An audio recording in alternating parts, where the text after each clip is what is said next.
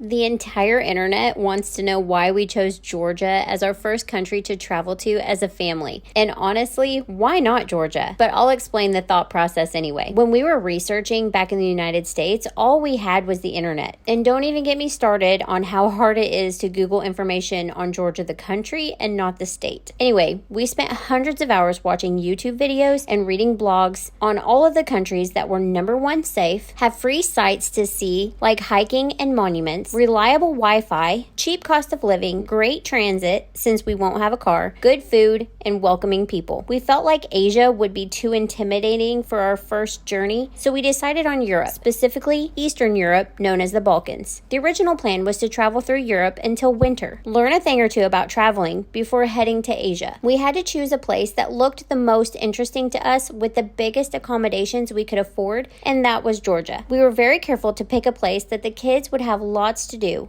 good food to eat, and a comfortable living space while we are all learning this new life. We had no idea what part of town to stay in, so we used Google Map and walked the streets and searched for restaurants and shops and parks. We also looked for things like trash, graffiti, and things that might tip us off for a bad part of town. And Georgia has been amazing. We honestly love it here. We might not have AC everywhere we go, but who cares? The food is fantastic, the people are kind, the sights are gorgeous, and the transit is top notch. But the biggest reason that I personally love Georgia is because I can walk down the street or take a bus as a disabled female with a little kid safely. That is something that I have never been able to claim back in the States.